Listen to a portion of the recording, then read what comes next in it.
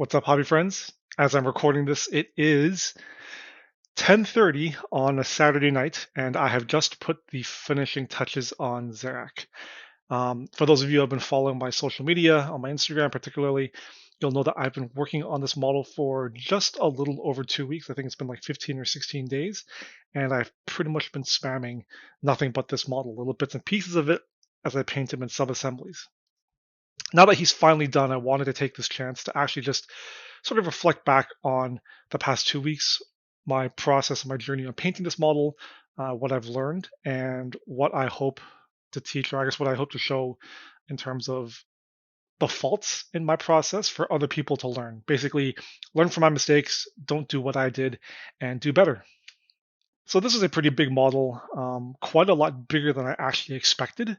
I had originally budgeted not a hard deadline, but I was expecting about a week and a half to finish this model. But I think I realized quite early on when I was working on the dais that it would actually be a much longer project timeline. I think, not made a mistake, but I painted one of the menhirs first. I recorded parts of the process of the menhir, and I was just experimenting with how to get the purple color tone, and it ended up taking quite a bit longer than I expected it to. Probably about 2 days on the first menhir, which really put me off of doing the second one. So I may have dragged my feet just a little bit, even subconsciously, just as like avoid painting the second one. But because I had the process nailed down by the time I was finished painting most of the dais, when I got to the second one, especially with the purple, it was a much quicker process. I finished the second one in a day. There's not much in terms of, I guess, mistakes in the process I did. When you build these menhirs, the inset panel is actually a separate piece from the outer armor frame. Would I keep them separate? I think it depends on the armor color. I don't think it would have saved me too much time. Base coating the armor by hand wasn't actually that bad. Um, and I didn't really mask anything apart from the blue energy orbs. So that would have been 2 or 3 extra pieces to keep track of in terms of sub-assemblies, so I don't think it would have been worth it. Overall, those two are fairly straightforward to paint, not much else to talk about. In the first video of this series, I did quickly walk through the different sub-assemblies of this model, and I believe it was somewhere around 17.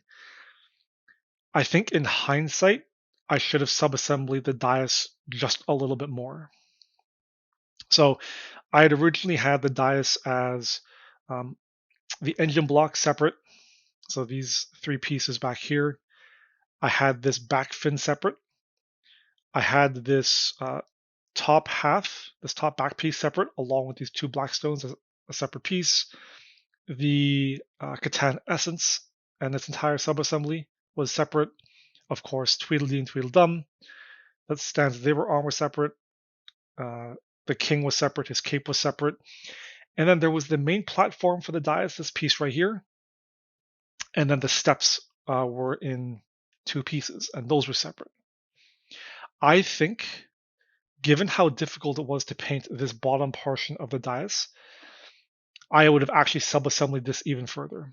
So this blue energy piece right here, and the armor mount it sits on, is actually a separate piece. So if you've built Szerakh before, or you've gone through the instructions, or you intend to build them and you have all the pieces in front of you, you'll know that this platform right here is actually 2 elements, or 2 pieces, top and bottom, sandwiching this blue energy ore panel, and it duplicates or mirrors on both sides. Similarly, these engine balls are separate and they're sandwiched in between the 2 top halves of this platform. I would have kept all these separate pieces. Keeping them separate would have allowed me to paint the energy orbs much more easily. I would have been able to do this inset energy much more easily, and it would have saved me a lot of time, I think. I ended up spending 3 days, 2.5, 3 days on this platform, on this bottom half of the platform, as it were, and I probably could have gotten it down to 1 because I spent a lot of time just fiddling around with and getting my brush into all these different corners, trying not to overpaint or make any mistakes on some of the other elements. It was sort of a damned if you do, damned if you don't situation. If I painted the blue first, um, I would have had to been very, very careful painting the gray and blending the gray because I didn't want to mess up the blue. And what I ended up doing was painting the gray first, doing all my airbrush filters and blending, and then going back in by hand and painting the blue. But then I had to be careful not to get the blue on the gray because then I would have to correct. So um, either way, having this entire lower portion of the dias was a bit of a pain. I think separating it and keeping them into it would have been like 6 or 7 extra pieces, 1, 2, 3, 4, 5, 6, so 7 extra pieces. But I think it would have been worth it in terms of the time saved and how much easier it would have made it. Similarly, I would have kept all these fins separate.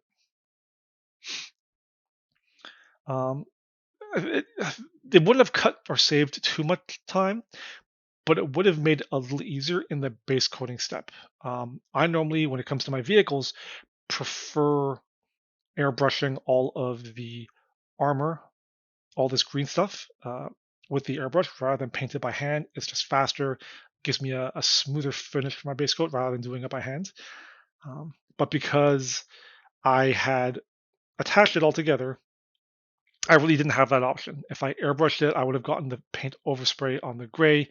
And while I airbrushed parts of it to simplify and to speed up the process a little bit, I still had to hand paint in and around all these black armor details. So if I had to do it again, I would keep all of the anything that would have been painted green or in my off-white armor separate, and then assembled it all afterwards. You'll also notice that I tweaked the original model. So in the actual OG build, these 2 side fins right here actually have blue energy cablings that connect to the base, and that's to improve the stability of the model and to mimic the levitation energy that it's got going on from the primary engine core. So you can see I've clipped them off. I think it's a little cleaner. Um, the model hovers much more ominously than having these 2 blue energy things attached to the side. However, it does create a bit of a wobble. It's not quite as stable as I think the model should be if you built it stock. And so would I leave them on if I were to rebuild the model again and paint it again? Maybe. Time will tell. I've never played, or I haven't played with the model yet, and I haven't tried transporting it. It feels fairly sturdy as it is, so I don't think it's a huge issue. Who knows? 6 months down the line, when it finally snaps on me, I may look back and be like, damn, you passed me. This is why I can't have nice things. One of the other problem spots that I had when I was putting this model together was in getting the attendants to line up. So if you've built the model, you'll actually know what I'm talking about. The back of these speaker things actually have 2 ports, and then the bottom of the blue energy orb has a bit of a divot or a dip. And it actually allows these 3 cables on the back of each attendant right here to basically plug in. They're supposed to fit in snug, and that dictates basically where they sit on the platform. Now, when I was painting this thing, I ended up doing the back platform and these stands or balconies first, and I built the entire dais. I saved both attendants and Szerakh for last, and when it came down to actually glue the attendants in, I was in a bit of a pickle because I couldn't use super glue on the feet and on the cabling of the attendant without some serious alignment issues. Not that they didn't fit, but more so that the moment the attendants touched, particularly their feet touched the model, that was it. It was fixed. And so when I glued this first one in, you can't really see it, but his top cabling is actually about 2 millimeters shy of where it's supposed to fit in. Right there, where this cable fits in, there is a very tiny gap. Now, if you didn't know it was there, you probably wouldn't notice it. If you actually look on this side, right here, that's snug. And that's because I learned from attaching this guy how to do this one properly. If I were to do it again, I would actually glue them in first before attaching the stand. So basically, you keep this top back half separate, paint this, paint the attendants, glue the attendants in and attach them to the back portion so that they fit snug, and then glue the platforms in afterwards. Because the platforms basically plug in from the bottom, it would have been much easier once the attendants were already attached to simply flip it upside down, put the glue points on the feet and on the uh, bottom attachment here where the platform actually attaches to, and then just slot the entire thing in. It would have made my life a lot easier instead of having to very carefully finagle them into position quickly and then drop them in before the super glue sets. So that's something to keep in mind if you ever build and paint this model.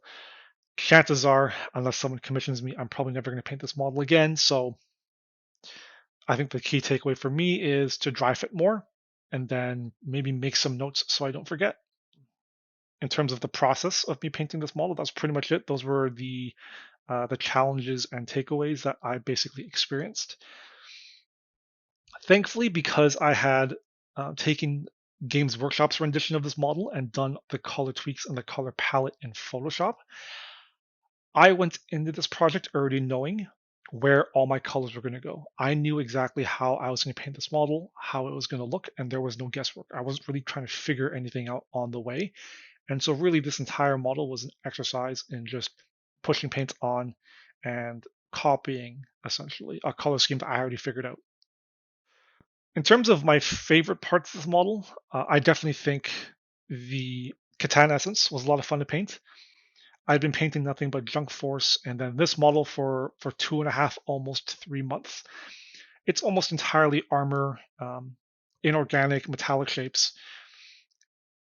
It was nice to paint something organic, and even though it wasn't a flesh tone, I was painting it in the blue energy color of my weapons. It was still nice to be able to paint something a little softer. Everything was pretty straightforward, pretty standard. I had a lot more fun painting these blue energy particles than I expected. When I first saw them, I hated them. I couldn't stand them.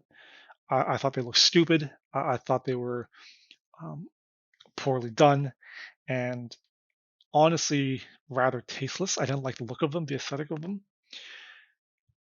However, having painted them for this model now, I like them a lot more.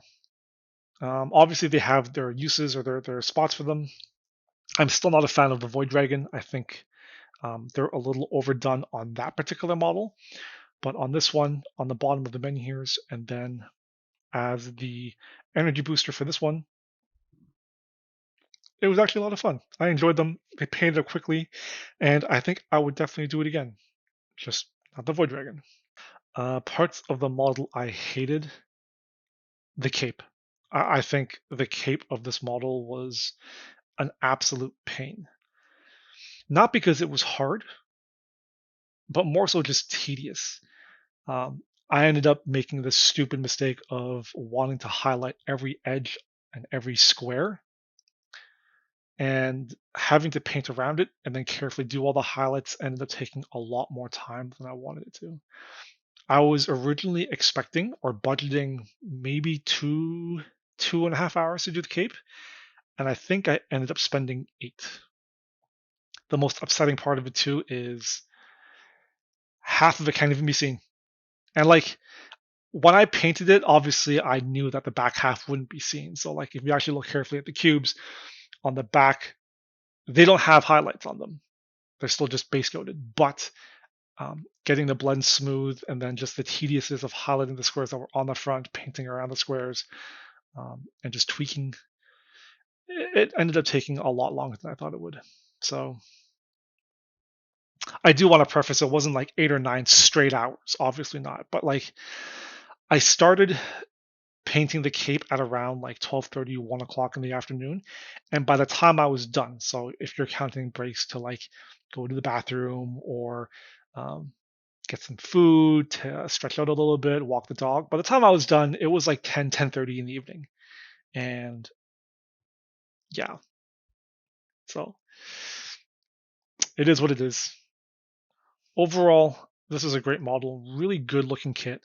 I'm really in love with how Games Workshop is creating these centerpiece models, or these new centerpiece models for all of the armies that they're releasing.